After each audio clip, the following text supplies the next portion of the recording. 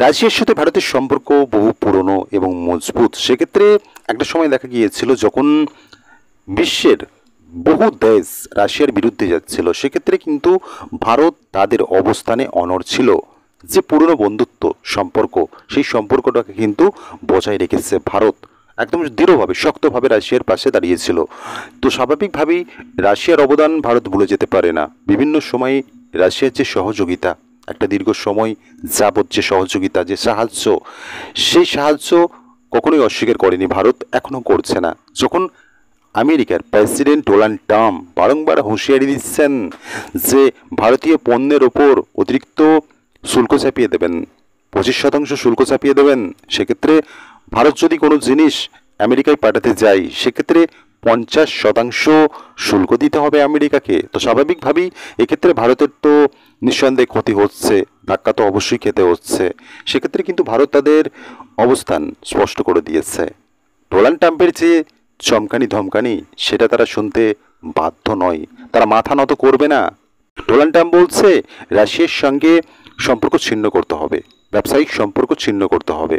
তিনি বিভিন্ন দেশকে ইতিমধ্যে চাপ সৃষ্টি করেছে এবং হয়তোবা ডোনাল্ড ট্রাম্প সফল হয়েছেন। সেক্ষেত্রে কিন্তু ভারতের ক্ষেত্রে যখন তিনি এই জিনিসটা বলছেন বা হুঁশিয়ারি দিচ্ছেন, সেক্ষেত্রে কিন্তু তিনি পাত্তা পাচ্ছেন না। ভারত সেই জিনিসটাতে পাত্তা দিচ্ছে না বা মাথা নত করেনি বা করবেও না। স্বাভাবিকভাবেই ভারত এই জিনিসটা স্পষ্টত বলে দিয়েছে যে ভারতের জাতীয় স্বার্থে তারা যেখানে স্বল্প মূল্যে কোনো পণ্য পাবে, সেক্ষেত্রে যদি দেখা হয় ভারত অস্ত্র থেকে শুরু করে তেল, এই সমস্ত জিনিসগুলো কিন্তু রাশিয়া থেকে কিনছে। যেহেতু রাশিয়া ইউক্রেনের সাথে যুদ্ধে লিপ্ত রয়েছে, সেক্ষেত্রে কিন্তু অনেকাংশে ছাড় দিচ্ছে তেলে। সেক্ষেত্রে ভারতের এটা লাভ হচ্ছে। তো স্বাভাবিকভাবেই সেই লাভটা তো অবশ্যই ভারত নেবে। এটা তাদের মৌলিক অধিকার, এটা তাদের স্বার্থ। তো স্বাভাবিকভাবেই দেশের স্বার্থে তারা এই জিনিসটা করবেই। তেল কম দামে পাচ্ছে, নিচ্ছে। এবং রাশিয়ার সঙ্গে ভারতের সুসম্পর্ক রয়েছে, পুরনো দিনের সম্পর্ক, মজবুত সম্পর্ক। সেই সম্পর্কের দিক থেকেই তারা এই জিনিসগুলো করছে বা এই সমস্ত পদক্ষেপ নিচ্ছে। কিন্তু আমেরিকার এই জিনিসটা সহ্য হচ্ছে না। তিনি তো কিছু যুক্তি উত্থাপন করছেন যে এই যে রাশিয়া ইউক্রেনের সাথে যুদ্ধ করছে, সেই যে অর্থনৈতিক যে বল সেটা পাচ্ছে ভারত রাশিয়ার কাছে তেল কিনছে বলে, এরকম একটা যুক্তি তিনি উত্থাপন করছে। কিন্তু কোথাও না কোথাও সেই জিনিসটাতে ভারত কর্ণপাত করেনি।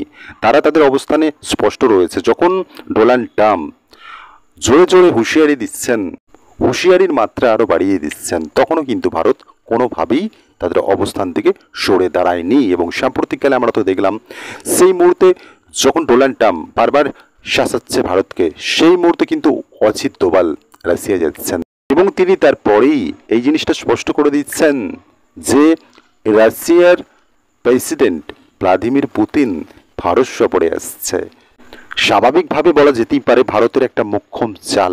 সেই মুহূর্তে যখন আমেরিকা ভারতের উপর চাপ সৃষ্টি করছে, সেই মুহূর্তেই তাদের আমেরিকার চরম শত্রু পুতিনকে আমন্ত্রণ জানানো হচ্ছে। ভারতে তিনি আসছেন এবং ভারতে এসে তিনি কী বার্তা দেন আমেরিকাকে, সেই সমস্ত দিকে তো নজর রয়েছে।